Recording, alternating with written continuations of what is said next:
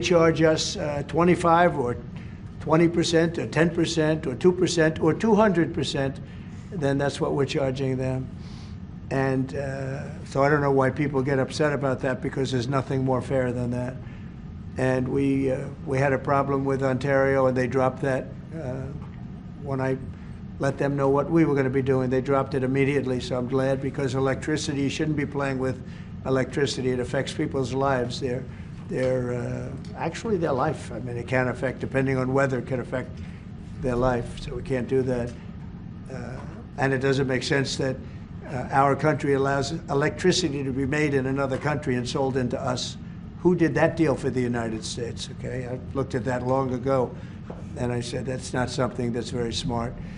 So we've had a lot of bad trade policies, and yet we're doing very well right now.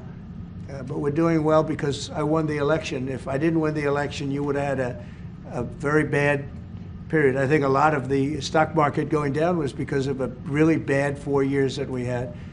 When you look at inflation and all of the other problems wars and inflation and so many other problems. But we're going to have very good years. We had, I don't know if you saw a little thing like the cost of eggs, little to you, but big to people out there, down almost 30% in the last few days. We got it down. We did a lot of things. We have a great Secretary of Agriculture, and we did a lot of things that got the cost of eggs down very substantially. And so many other things. A very big thing that I'm very happy with is oil is down to $65 a barrel. And that's faster than I would have anticipated. We put on the gas, we stepped in the gas in order to get oil, and what's happening. So we're getting that down. And when energy comes down, prices are going to be coming down with it. So in a very short period of time, we've done a very good job. And I think that the tariffs that we're talking about, and again, reciprocal, I think that the tariffs, there are some cases where they're a little beyond reciprocal, because we've been abused for a long time as a country. We have been abused really for a long time, and we will be abused no longer. Okay. Are you going to retaliate to the EU retaliation? Education, sir, would you describe for us, is this meeting your vision by cutting about half the workforce? And what responsibility do you feel to the civil servants who have now lost their jobs? Many of them worked at the Department of Education during your first term. Sure, I do. I feel very badly, but many of them don't work at all.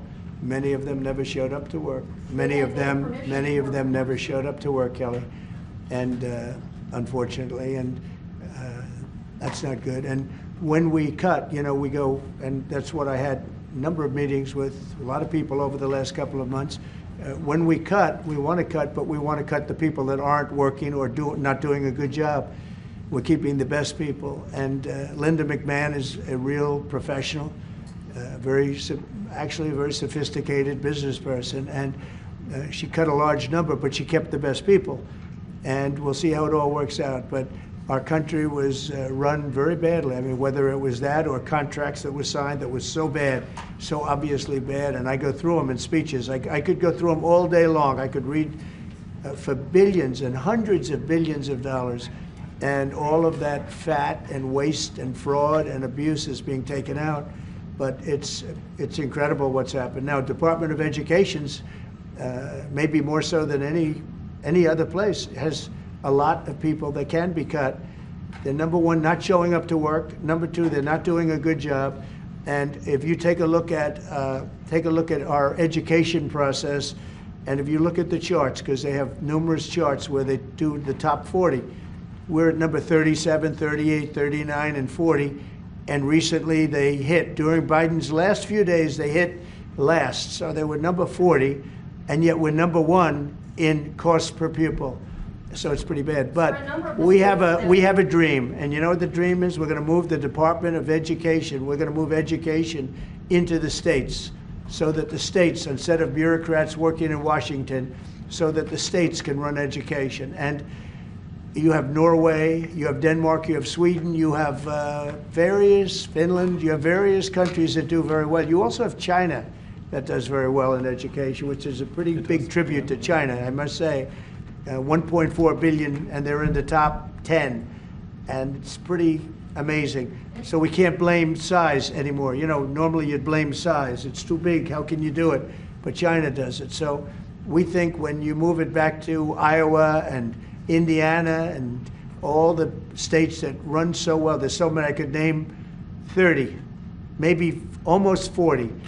Those will be as good as Denmark, those will be as good as Norway, and they'll be as good as any of these. I believe they'll be as good as any. Now then you're going to have 10 that won't be so great. You're going to have 5 that will not be good at all, but we'll work with them and we'll get them to be good. But what we want to do is always school choice, but we're going to do school choice, and we're doing it.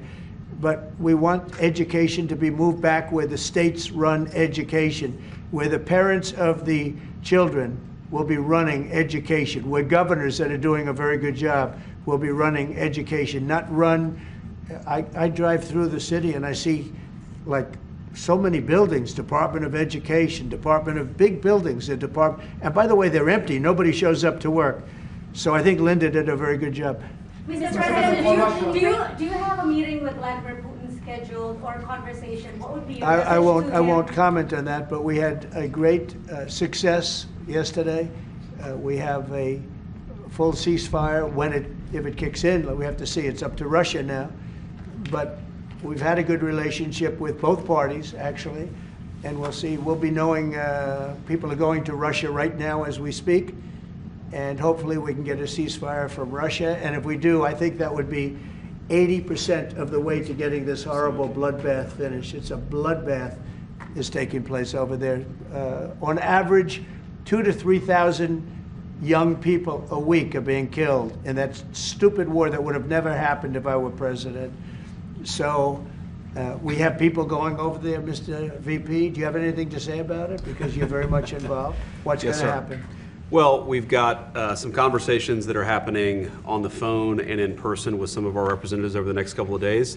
As the president said, we think that we're in a very good place where the Ukrainians have agreed to a ceasefire, and we're now going to see whether we can get the Russians to agree to a ceasefire too, and we'll certainly have news on that when we find out that news. Are you confident that Vladimir Putin will keep the ceasefire, considering that he's broken them in the past? We haven't spoken to him yet with substance, because we just found out and we just were able to get Ukraine to agree. So we're going to know very soon. I've gotten some positive messages, but a positive message means nothing. This is a very serious situation. This is a situation that could lead to World War III. And Biden should have never let it happen. Incompetence allowed this to happen. This shouldn't have happened. October 7th in the Middle East should have never happened with Israel. The horrible leaving, the way they left Afghanistan should have never happened. Inflation should have never happened. You know, we have great inflation numbers, by the way, just got released. Inflation is way down, and it's based on what we've done, and we've done it in a very short period of time. You know, we had virtually no inflation. For 4 years, we had almost no inflation, and when these characters took over, we went from no inflation to the worst inflation probably in the history of our country. So it's very interesting. Go ahead. Are you going to retaliate against me? And by the way, I have to speak of inflation. I love these socks. What's with these socks? It's in honor of the T-shirts. I'm trying to stay focused, but I'm very impressed with the VP's socks. I would say to you that the United States is recognised as having such an important role in the peace process, and yet half the parties from the Northern Ireland government have decided not to come to St. Patrick's Day celebrations. They haven't, what? They haven't come over, they're boycotting the St. Patrick's Day celebration. What are they boycotting? They are talking about your position on Gaza as one of the reasons why they Oh, I haven't heard that. I really haven't heard that. Look. Can I just say, I've got to pay tribute to the President on the peace initiatives. The one thing we've learned in Ireland about the peace process that you've just spoken about, and I recall back in the early 90s, when the first tentative steps to get peace in Ireland, people criticised people like John Hume or people like Albert Reynolds, the then Taoiseach. But they kept going. And when we got that ceasefire in 1993, okay, it took a number of years to get the comprehensive peace settlement. But again, the guns more or less largely went silent. The war in Ukraine is a devastating war on young people. And I think that very simple, straightforward narrative is to be commended. We all have children. We would be shocked at the prospect of young people losing their lives in that number, be they Ukrainian, be they Russian, whatever. Anything we can do to stop the violence, I think, is an extremely positive day. And there will be all sorts of people having qualifications on it and all the rest of it.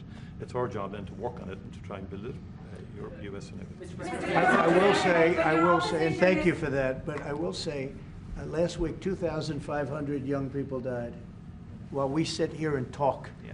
And while they talk about peace, but they've been talking about peace. This should have never happened. This war should have never happened. It would have never happened if I was president. That's what makes me more angry than anything else, because you've had far more people die than they report, than these people report, for whatever reason. But you had far more people. The numbers are far more devastating. You'll find that out someday. And it doesn't affect you very much. They're not Irish, and they're not from my country. They're from Russia mostly, almost all from Russia and from Ukraine. And people could say, why are you doing this? Why are you involved in that? Because 2,000 people a week are dying. And they have families, and they have mothers, and they have fathers, and they have sisters, and they have brothers and friends. And they're dying. And I've seen the pictures, the satellite pictures that we see all the time. And it looks like Gettysburg in its prime, because that was, they say, one of the most horrific battles ever. You have kids lying all over these fields that are dead, because the weapons today are unbelievable, between drones and various types of guns. I'm not even talking about beyond that with the big babies. You understand what I mean? I hate to even mention the name, the nuclear name. I hate to mention it. But you have weapons today that are so powerful. And I see kids every week. I see pictures of kids laying all over the field dead. They're dead, beautiful kids, they're dead. And they're not from here and they're not from where you are, but he's working very hard. We're all working hard to get this thing finished. It's crazy over nothing, and it's not going to go anywhere. It's just a terrible situation. And I think we have a chance to get it done. So we've gotten half of it as a ceasefire, and if we can get Russia to stop, then we have a full ceasefire, and I think it'll never go back to war. I think something will. Can I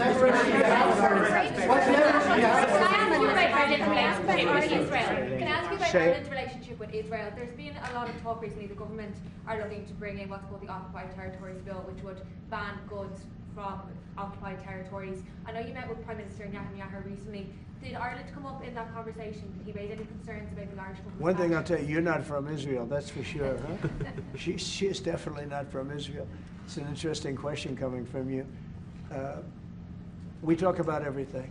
Israel has been under siege, as you can see, and they had to fight back. October 7th was a terrible thing. People don't like to mention it, but it was a terrible, terrible day in the life of the world. And it's amazing the way people don't mention that, but it was, I've never seen anything like it. Those are other clips I get to see. You know, as president, you get to see clips that you'd rather not see, but I see clips, and that was a terrible day for the world. And we're working hard with Israel. We're working hard to see if we can solve the problem.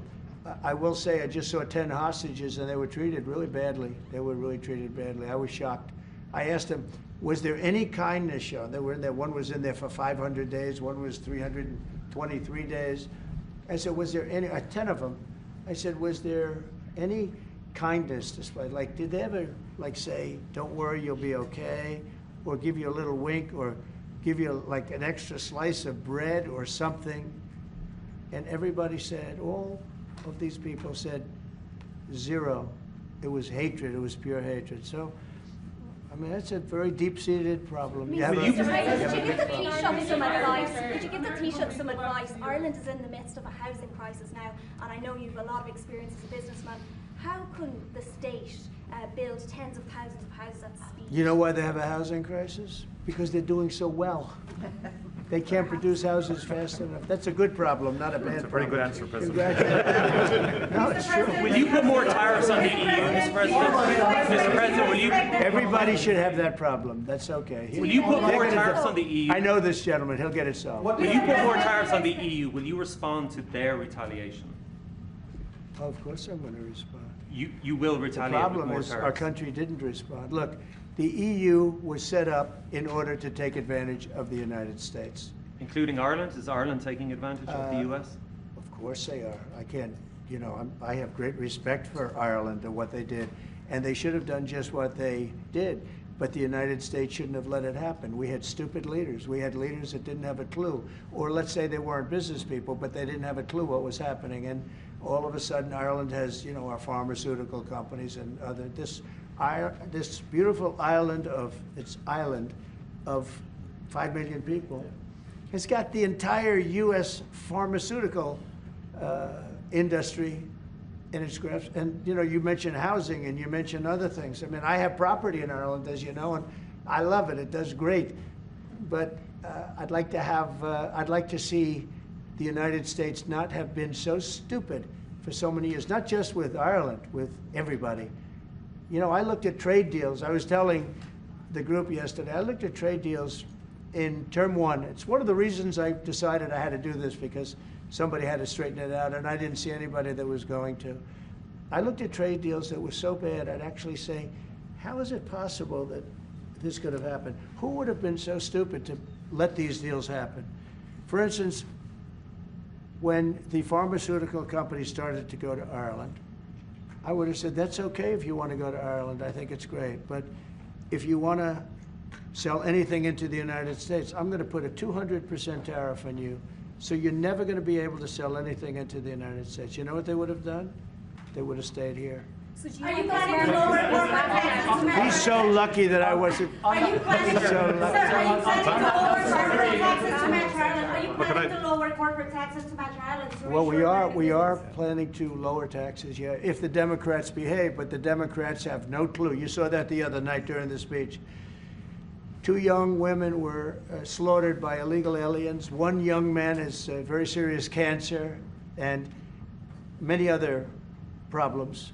We look at the people up there, they all had difficulty, very serious difficulty. But when we're talking about 2 young girls, beautiful young girls, Lake and Riley, you know, you know the whole story. That evening was a disaster for the Democrats, in my opinion. And I would mention, and I'd see 2 mothers that were inconsolable as they stood, crying.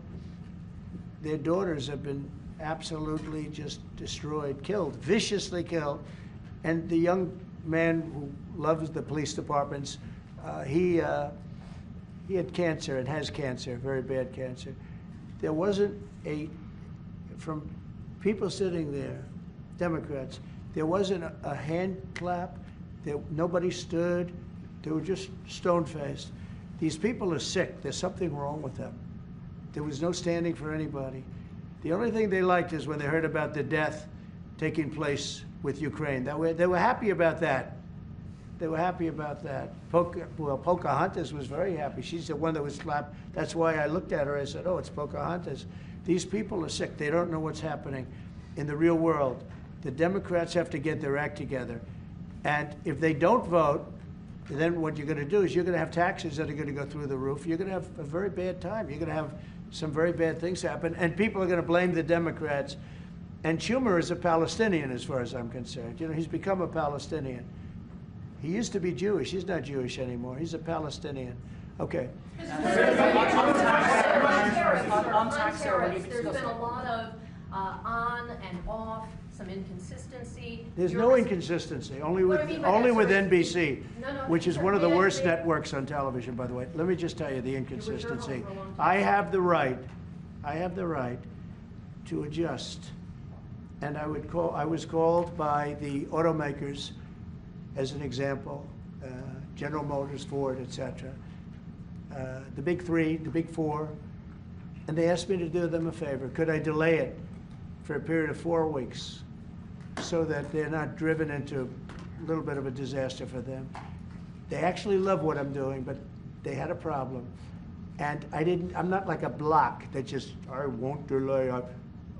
It's called flexibility. It's not called inconsistency. It's called flexibility. And I think you want me to be flexible too. Is flexibility going to be your ongoing view towards? Sure, I'll always have flexibility, but there will be very little flexibility once we start. April 2nd is going to be a very big day for the United States of America. The United States of America is going to take back a lot of what was stolen from it by other countries and by, frankly, incompetent U.S. leadership, grossly incompetent. I gave you an example of Ireland. I would have never let that happen. Impossible for that to have happened. But we're going to take back our wealth, and we're going to take back a lot of the companies that left are coming back. If you haven't read, we have the biggest computer chip company ever, has virtually all of the market. I didn't call them, they called me. And they called for two reasons. Number one, we had a great election of somebody that they want running the country. And we won in a big mandate. We won every swing state. We won by millions of votes. We won by 2,750 districts to 500. Think of that, 2,750 districts to 500. That's why the map, when you looked at it, was entirely red, meaning Republican. Yeah. Not meaning communist. Meaning so anyway, look, this country needed somebody to defend it. It's this big, beautiful place that was being ripped off by illegal immigrants coming in from prisons, coming in from mental institutions, gang members, gang leaders, drug dealers, pouring into our country with the open borders.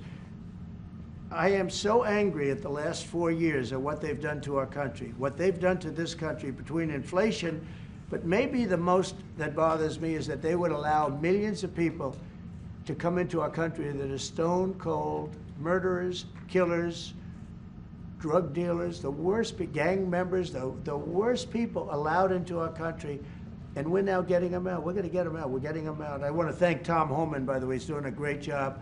And I want to thank Kristi Noem, who's doing a fantastic job. This is a job that's so unnecessary. This should have never happened. This should have never happened. So we're bringing back our country in many ways, not only financially, and financially we'll be stronger than ever before. I think the markets are going to soar when they see what's happening. I'll tell you what, I'm called every day by numerous big companies. I spoke at the Business Roundtable yesterday. They had the largest attendance they've ever had. And these are only the CEOs and chairmen, but mostly the people that run, the boss, the people that run the top 150 companies. 150 people showed up. Every single company showed up. First time it ever happened. It's been around a long time. The biggest business leaders. We had a great discussion, went really well. And I want to tell you, there's tremendous optimism out there about our country in terms of regulations being cut, in terms of taxes being cut. And it would be great if the Democrats would do what's right.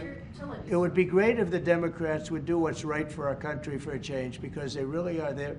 They've lost their way. They've lost their way. They think that people pouring into our country from prisons, jails, murders.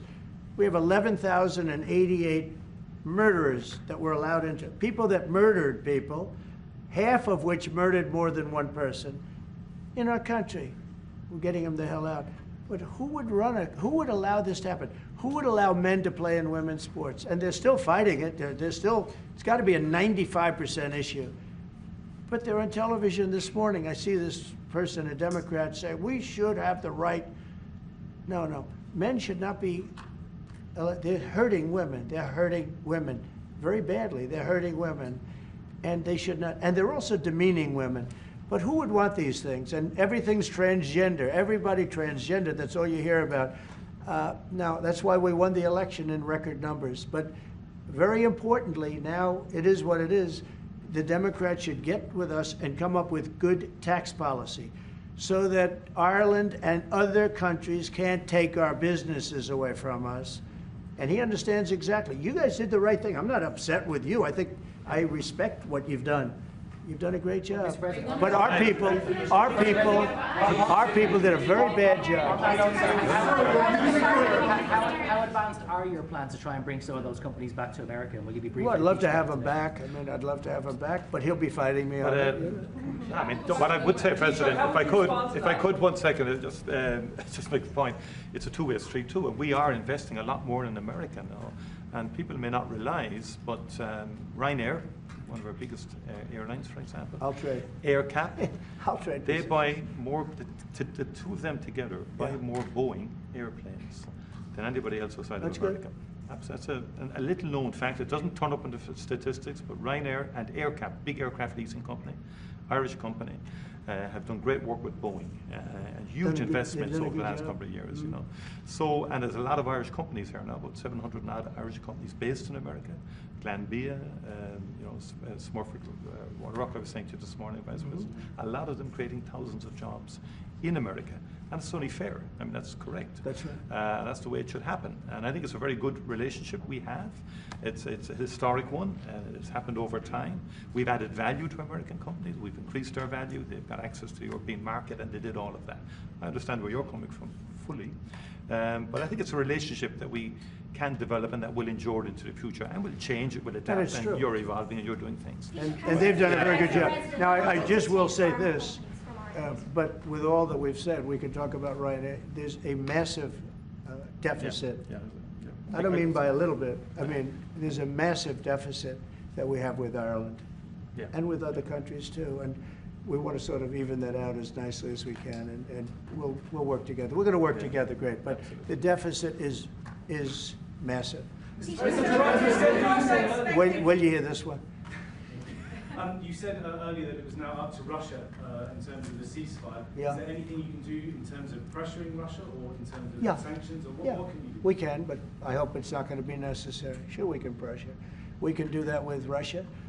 Remember this, Russia took Georgia from Bush, right? They took Crimea from a man named Obama, Barack Hussein Obama, right? They tried to take the whole thing from Biden. They're going for the whole ball of wax. Who was the only one that never took anything from? Trump. And in fact, I'm the one that stopped Nord Stream 2, the pipeline, the biggest pipeline anywhere in the world. I stopped it. It was dead. And then Biden got in and he approved it. Nobody mentions that. What I did to Russia was very tough. I was the toughest ever. But nope, they never took anything from me. They took them from Obama and Bush, and they took it from Sleepy Joe Biden. With Biden, they wanted to take the whole country, but I think I've stopped that, but we'll see. But yeah, there are things you could do that wouldn't be pleasant in a financial sense. I can do things financially that would be very bad for Russia. I don't want to do that because I want to get peace. I want to see peace, and we'll see. But in a financial sense, yeah, we could do things very bad for Russia. It would be devastating for Russia, but I don't want to do that because I want to see peace. And we're getting close to maybe getting something done. We've got Ukraine done, and as you know, I've always said that Ukraine might have been the more difficult party. You were here a week ago when some interesting things happened. I had somebody that didn't seem to want peace. Now he's agreed to peace. So we'll see what happens. Brian? Yes, thanks. Thank you. First, we'll congratulate you on your lower inflation core rates. Thank you. Gas prices going down, airline prices going down. This is for the Irish gentleman here, if I can see it real quickly. Welcome, United States. You look great. Thank you. Nice suit. Now you feel good. He knows. What's coming next? Ran on MAGA, Make America Great Again. If you could run on MEGA, Make Ireland Great Again, what would your #1 issue be for people in Ireland right now to make your country stronger? And I've got a 2-part question to that as well. Yeah. The #1 issue in Ireland is housing, to be honest, and I think it was correctly pointed out. We've got to build more houses. We've got to build them faster to give the young people of Ireland an opportunity to afford to buy a house or to afford to rent a house. We have a lot of other good things happening. That's my #1 priority. Wonderful. Are you trying to and my serve second as part the question to this, Ireland is known for very happy, fun-loving people, great attitude, many in this room right now that I've met. Why in the world would you let Rosie O'Donnell move to Ireland? I think she's going to lower your happiness level. That's true. Thank you. I like that question. Do you know you have Rosie O'Donnell? Do you know who she is? Do you know who she is? Yeah. You're better off not. You're better off not knowing. Prime Minister, are you expecting to inform the President your views on Gaza, considering that you have diametrically opposed positions on the state of Palestine? Your country is one of 3 in Europe that recognizes the state of Palestine. Are you expecting to discuss this with the President? Are you expecting to inform him? I don't have to inform the President. He's very well clued into the whole situation. We shared the President's, again, unrelenting focus on peace. And he's envoying the President himself, as soon as he came into office, went to get a ceasefire. We've been calling for a ceasefire for a long time. We want to consolidate the peace. That is our fundamental aim. We want the hostages out. I've been saying it from day one. It's a horrific thing to do to take someone as a hostage. And I went to Kibbutz Be'eri after October the 7th in solidarity with Israel, and that gets forgotten. And I went a week or 2 afterwards. I saw the kibbutz.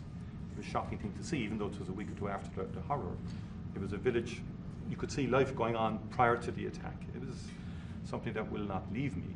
And I've been interested in the Middle East for a long, long time. It's complex, and it's all of that.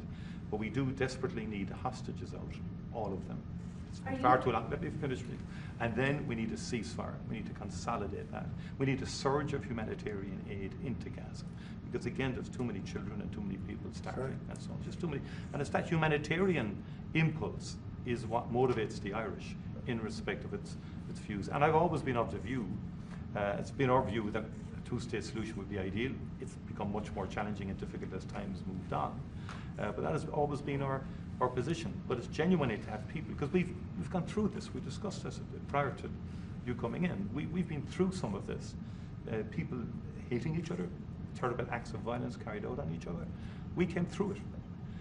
It's our earnest hope that Arab and Jewish people can live side by side. And I've met with people, parents of children who were killed on both sides, called Parents Circle in Israel, and they work to try and bring people together. It's difficult work. What about the President's plans to expel Palestinians out of Gaza? Are you discussing that with him and giving him your... Nobody's expelling any Palestinians. I don't know. Who are you with? I'm with Voice of America, sir. Oh, no wonder. Okay, Voice of Can you express how he feels about the President just saying that he would like to take back US companies, pharma companies based in Ireland? Well, I think the pharmaceutical companies in Ireland are doing very well, as the President has outlined.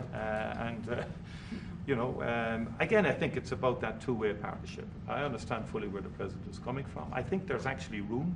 Now, we can discuss all this. I think there's room for those companies to grow in America, and many of them, by the way, have already announced fairly significant manufacturing investments now. It's true, just recently. Like people like Eli Lilly, for example, who have been a long-standing presence in Ireland since the 1970s.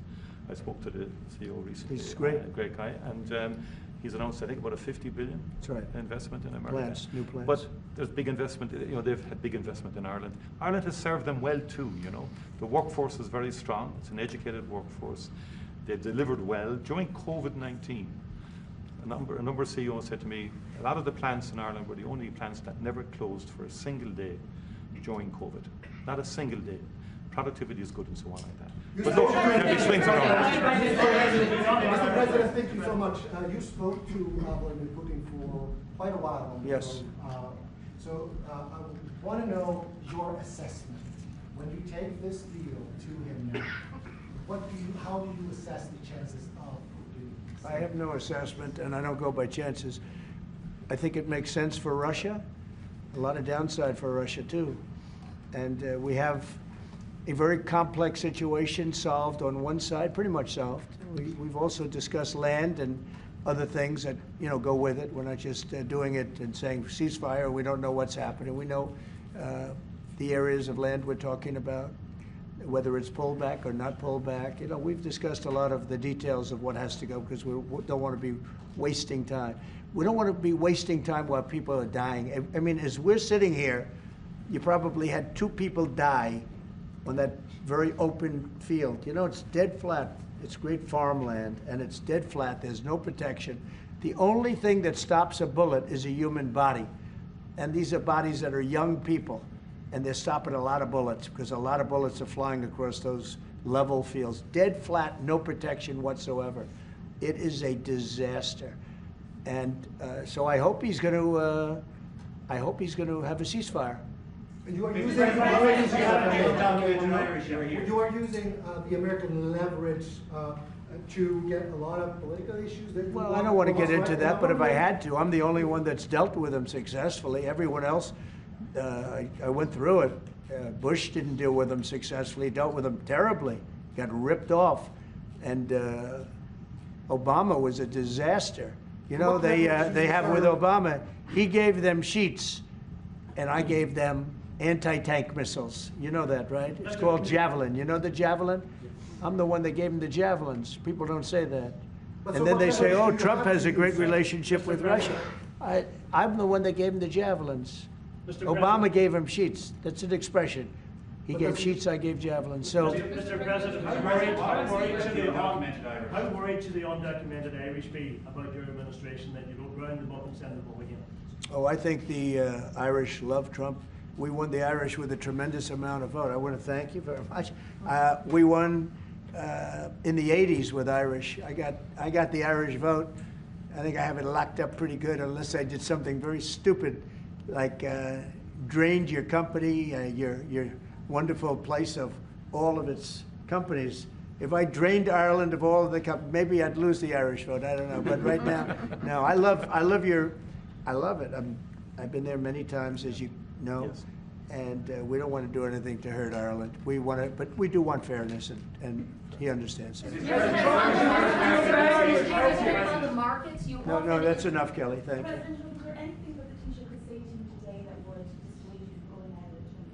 I can't hear. Mr. President, it's Irish American Appreciation Month, you've named it there. Who's your favourite Irish person? Oh, there's so many. Are you kidding me? Well, I do happen to like your fighter. He's got the best tattoos I've ever seen. I don't know if I'm a big, but that. Conor McGregor. Boy, you have. Well, Conor's great, right? You know, talking about Conor, but you have a lot of great Irish fighters, actually. Great fighters. I don't know what that is, but Ireland's always had a lot of good fighters. You know why? Because they're tough people. They're smart people and they're passionate people. And they really have been, over the years, so many. I think your father was a great fighter, right? He was, you did. Wow, right. And yet, look at you, you're so smooth and so He was a very good defensive boxer. He could weave. He was a really good. He was a good boxer, yeah. He boxed for Ireland. And yeah. That means you genetically, I'm not going to mess around. Okay, let's a couple of more from somebody that didn't ask a question. Yeah, please go ahead. Mr. President, should Apple go back to the U.S. from Ireland? Who? Apple. Oh, Apple's been treated very badly. Look, Apple had tremendously bad luck. I thought they had a very good lawsuit, but they lost. We fought with them. $16 billion. $16 billion, and they're after a lot of our American companies. See, that's what's unfair. It's a European Union. I'm not blaming you. I'm blaming the European Union. The European Union's gone after our companies, and Apple's a great company, and they have to give $17 billion on a lawsuit that I didn't think was a good lawsuit. No, that's not good. No, the European, we have a problem with the European Union. They don't take our farm products. They don't take our cars. We take millions of cars, BMWs and Mercedes-Benz and Volkswagens and everything. We take millions of cars. I said to Angela Merkel at the time, I said, Angela, how many Chevrolets do we have in the middle of Munich? Why, none. I said, you're right, we have none. That's the way it is, we have none. No, I'm not happy with the European Union, I want to tell you. And, will you put tariffs and on we're cars? going to win that. We're going to win that financial battle. It's a financial battle. European cars, Mr. President? Tariffs on European cars, is that something you're now considering? Oh, absolutely, I will do that. Mr. President, think of it, they have millions of cars coming in, millions and millions of cars. One of probably the largest. Japan's very big too, but and they don't accept our cars. We make great cars. They don't have our cars, but we have their cars. They don't have our farm products. We have the greatest farmers in the world. They don't accept our farm products, and we accept theirs. So, you know, things are going to change unless they do what they have to do. And they know what they have to do. This is not going to be a tough battle. In my opinion, not going to be tough. Just like when Ontario charged us, everybody said, oh, they just charged. I said, this will be won in 1 hour. And they announced what we were going to do. and they withdrew their little threat. And what they don't say in Canada is that 270%, have you ever heard that? We have tariffs on dairy products from Canada of 270%, going up to 400%. You never hear that. Canada's absolutely one of the worst. And we, when I say worst in terms of charging tariffs. Their dairy products, they charge our farmers 240, 250, 270, and 400%, okay? Think of that for dairy product. And we charge them like peanuts. You know why? Because we've been improperly run for so many years. I had that all settled in my first term. But then, of course, Biden, you know, he let everything go to hell. One of the things we did is we took from China hundreds of billions of dollars, and I have great respect for President Xi. But he understood that. He understood it was a one-way street, and you can't have a one-way street. Okay. One more question. Can you say which countries you might target in your next travel ban? Say it. Can you say which countries you might target in your next travel ban? Wouldn't that be a stupid thing for me to say? I said, which countries am I going to target for the next travel ban? Can you believe somebody would ask that question? As part of the specifically you're going to put on Ireland? Well, we're going to talk. We're going to be talking really to the European Union. You know, I will tell you this one little, we'll end it with this. So I have a property, a big property in Ireland that you know well. It's one of the most highly rated hotels in all of Europe. It's beautiful. Doonbeg. It's a beautiful 600 acres on the ocean, and everybody knows it. And we have a beautiful hotel. And I was going to do a project there, a big expansion of the place. This was when I was a civilian, before the presidency, before I even thought about the presidency. But I was going to do a really beautiful expansion of because it does very well. And I got the approvals from Ireland so quickly. They were so professional. They wanted it. You know, it's economic development, it's jobs, it's construction jobs, a big expansion, beautiful expansion. But I was told something that bothered me. They said, sir, you also have to get approved by the European Union. I said, why do I have to go to the European Union to expand a hotel that's in Ireland? They said, well, that's the way it is. I say, well, shouldn't that go fast? They said, no, it'll take at least 7 years. You gave me the approval in about 4 weeks. It was a beautiful professional. If you took 4 years, you wouldn't have done a better job. You know, everything was done environmentally, everything. There's no reason to take very long. I had everything from Ireland in 4 weeks. And then I hired somebody. He said the process will be from 5 to 7 years. And I said, oh, really? And then I found out that they weren't playing games. Now think about how bad that is for your country. So that was my first experience with the European Union. And I dropped the project. I just said, I'm not going to do that. I'm not going to go 7 years to expand something. But I have to, I'll hand it to Ireland. You were so professional, so good. But I don't know why. European Union had to approve it. Yeah. And with them, it was deal. And that's the European Union. So it was a very bad experience I had. Just say, President, you have the distinction of being, I think, the only president that has physically invested in Ireland. That's through your Doonbeg. And it's been a good investment. And I mean, for anybody, you should go there. It's just stunning. I love this. No, I mean, even if you don't play golf, I mean, it is a stunning landscape. Yeah. Your people have restored it very well, and our people are going to continue to work with you on that piece to do it all sort of effectively and so on like that. They've had a great relationship. But it is, and the local people. My local councillor, Rita McInerney, texted me last week to say, tell President Trump to thank his family for the way they've worked with the local community and for the work that they've done.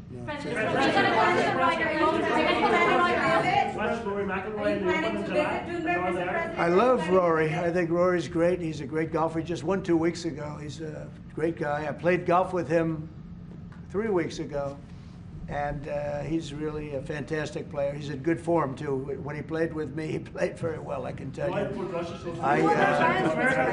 No, Rory certainly is one of the favorites. He's always going to be one of them. He's a very talented guy. He's a very good person, too. Are you planning to visit Doonbeg, Mr. President? I will. I'll get there sometime. I hope soon. In fact, if we meet, we'll meet at Doonbeg. Okay, I would love it.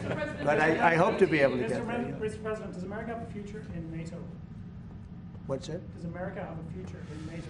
Well, NATO has to treat us fairly. If they pay their bills and if they do what they're supposed to do. When I first got involved with NATO, as you know, they weren't paying their bills. There were 28 countries, and most of them weren't paying.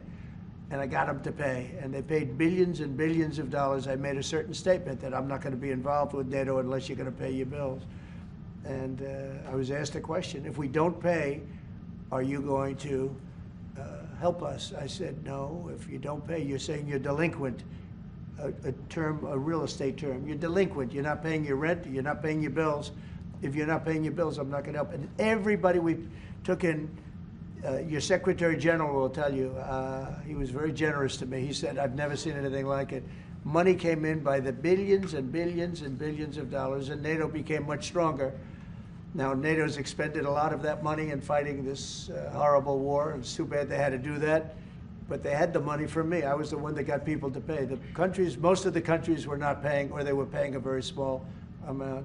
So we'll see. But NATO can be a force for the good, absolutely. Would you like to see Ireland join NATO, Mr. President? That's up to Ireland. Well, do you think Ireland and the EU are too close? Do you think that perhaps, like you said, We are very close. No, Ireland and the EU. Do you think there's too close a relationship there? Do you think there needs to be a separation, like you said, if you can't get planning permission when you can get it in Ireland, but you can't get it in the EU? Do you think? Well, look, I can just tell you about my personal experience. That Ireland treated me very well, and the EU was terrible, and they stopped really a magnificent addition. It wasn't a big deal from the standpoint of the world.